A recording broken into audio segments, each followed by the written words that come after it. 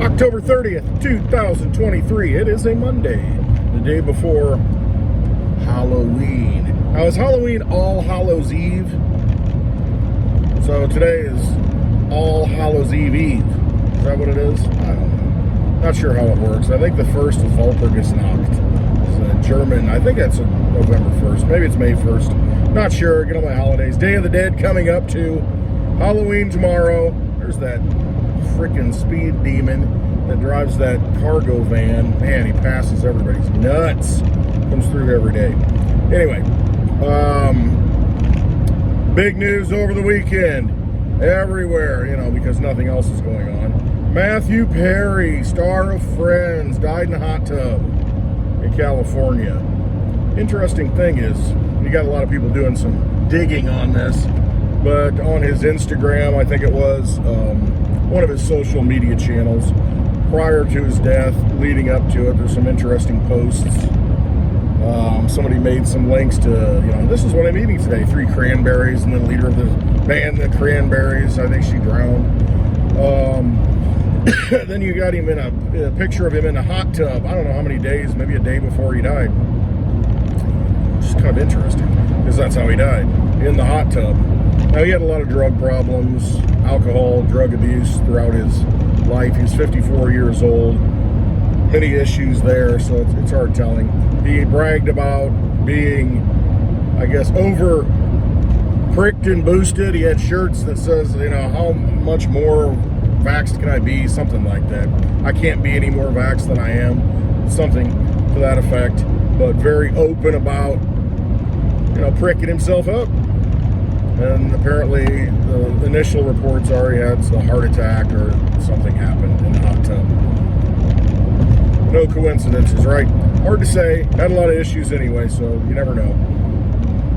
But he is gone. I didn't realize his mother was the press secretary for Pierre Trudeau in Canada. Now, I think he was the prime minister. You know, Justin Trudeau's the prime minister now. If not, he was a big player in Canada.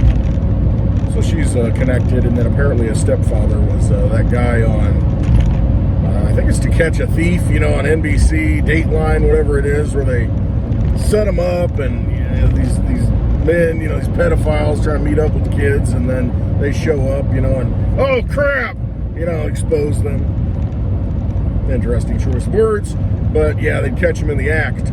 I think it's To Catch a Predator. I think that's what the show's called. So I guess that's his stepfather. So some interesting tidbits on Matthew Perry. Friends. He played Chandler on the series. His name was Chandler. Some people think that means child handler, and some of the information that's out there. Who knows? A lot of things going around right now. Was it a full moon sacrifice? What is it? All right. Enough of that. Speaking of sacrifices, we have on the docket this week around $15 billion for Israel in funding. We'll see if that comes to a vote.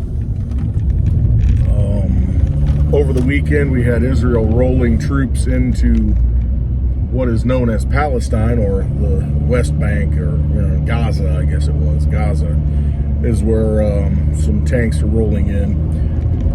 I don't know, to me this is another divide and conquer thing, because you can get on each side of it.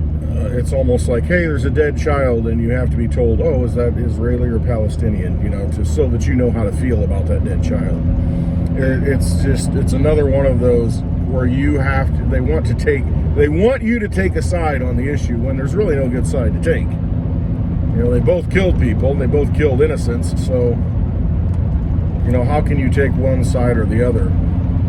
It's just like these Hatfield and McCoys. You've heard those stories here in the United States, or here in America, I guess, where you've got these war between families, and pretty soon the Hatfields and McCoys don't know why they're fighting.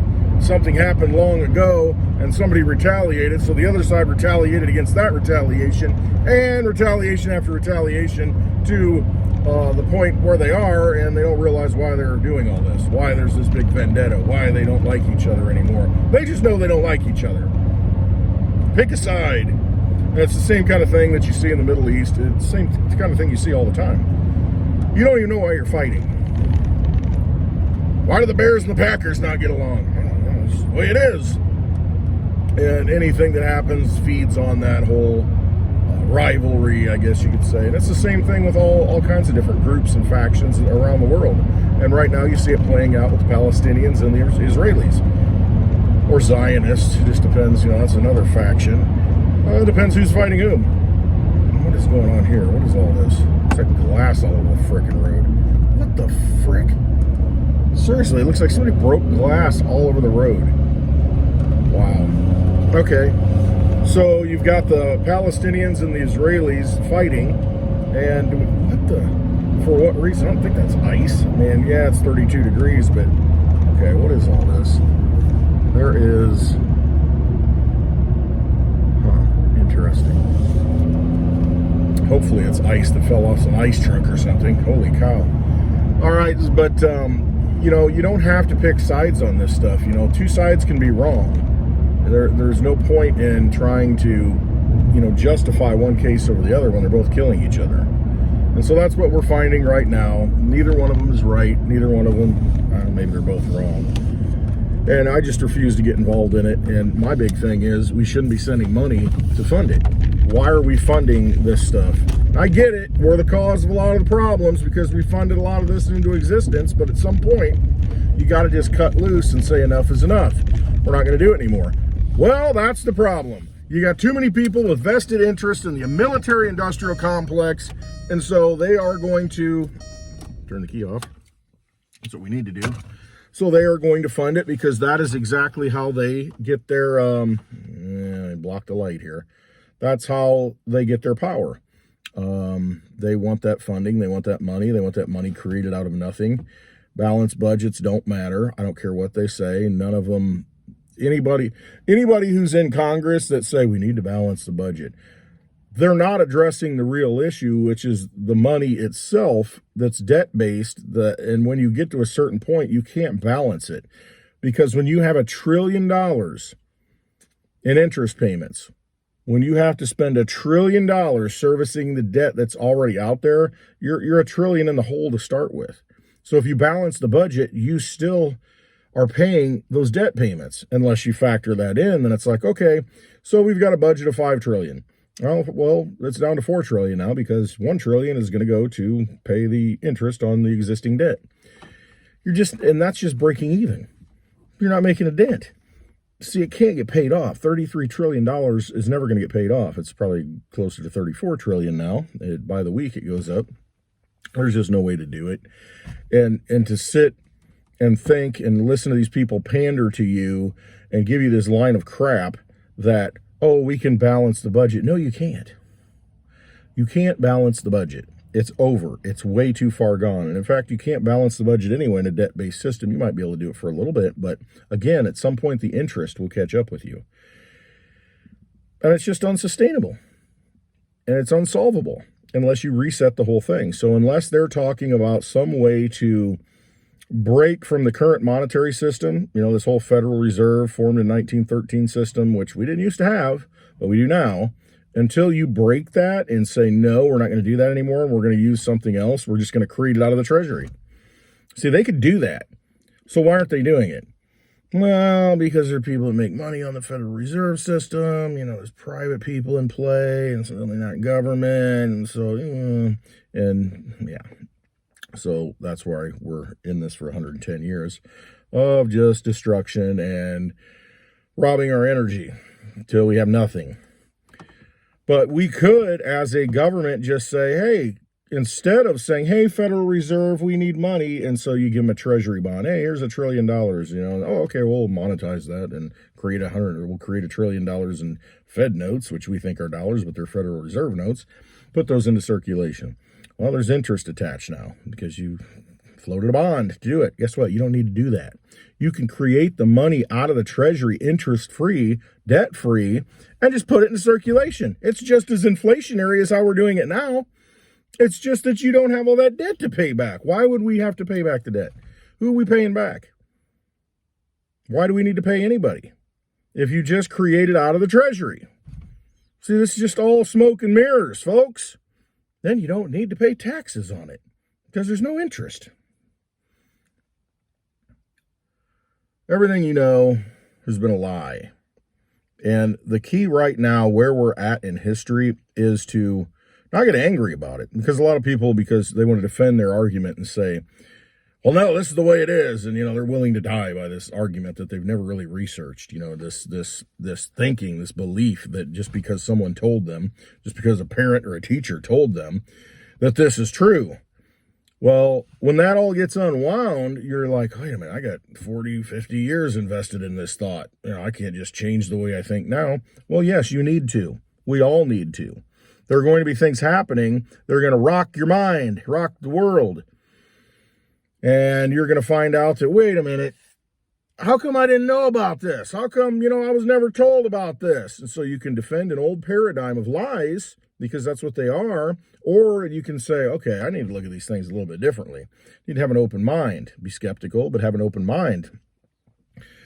And evaluate things and use discernment. So I say trust yourself, because you're not going to be able to trust anybody. There's going to be all this artificial intelligence generated people, and everything's going to be fake, and you're not going to know if you're going to watch anything that's true. You have no idea, because you watch the screen now. You don't know. It's all this digital screen. They can put anything they want in front of you and deceive you. You've got reporters that reporting live from Lebanon, reporting live from Israel, and from the Gaza, and the background can be completely fake. They can be in a studio, and you don't even know. I've been doing this forever. So everything's CGI, everything's AI, everything's artificial, everything's fake, and you've got to get right in here and, really be able to discern, really be able to get your spidey sense, going, get your intuition going, your gut feelings, and to be able to decide what's real and what isn't. Otherwise, you're going to be deceived, like you've been deceived your whole life. You're going to find that everything you've been taught has been a lie. And so some people are not going to be able to handle it. They're going to go nuts, jump off buildings, and check out. Well, that's not the way to be. It's like, wait, everything I believed is wrong. Everything is a lie. Yeah. And they can't process it. Well, you've got to process it. Because if you don't, then you can't just run away from it. You can't just check out. Use discernment. Realize what the truth is. Understand that you've been lied to. It's not your fault. Other people, it's not their fault necessarily. There are people who have been manipulating everybody, all the institutions, for a long, long time, because they've got access to all the money. That's the core of the problem. So we got to fix the money so that it's based on sound money of some sort, so that not just anybody can create it out of nothing. It's going to take a little bit of work to get it. It's going to take a little bit of effort to get it. It's not going to be just completely manipulated. So that's really the first thing that needs to be fixed. But as the truth comes out, the real truth with a capital T, you got to be able to interpret it. You got to be able to come to grips with it. And, even if you've invested your whole life in a thought, a belief system, and it turns out not to be true, and it's not true, you just have to be able to adjust. That's the one thing that I am encouraged by, is that human beings are very adaptable. We like to kind of get stuck in a rut. We like our happy place. We like things to kind of go like they are. But when pushed to the wall, we can adapt very quickly. And I think that that is one of the biggest things that we need to learn right now at this time. And I don't know how far in the future it's going to go, but we're going to see some great changes, and we have to be able to adapt. Just roll with it, go along with it. Everything will be okay. Use your discernment, trust yourself. It'll be fine. So, didn't know I was getting on that tangent, but there it is. I think it's important, more than anything right now, to be able to adapt. That's how we survive. And being able to survive through this is probably the most important thing we can do, because we don't know what's coming necessarily, and have to be able to adapt to it to survive. And if we can survive it and get on the other side of it,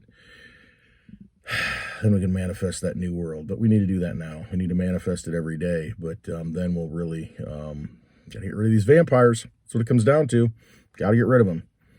All right. I hope you have a wonderful Monday. Speaking of vampires, tomorrow, I guess, is Halloween. And talk about the biggest blackmail scam there is. You're teaching kids to blackmail old people giving out candy. Give me some candy or I'm going to do a trick on you. It's terrorism. It's like the ultimate. It's like teaching children terrorism. Give me a treat or I'm going to give you a trick. All right, love you all. Hope you have a wonderful Monday. And always trust yourself. Be able to adapt. Most important thing, get away from those vampires. Don't let them rob you of your energy, and find ways not to let them do that. That is a noble cause at this point. A difficult one, but you have to do it. All right, have a wonderful Monday. Trust yourselves.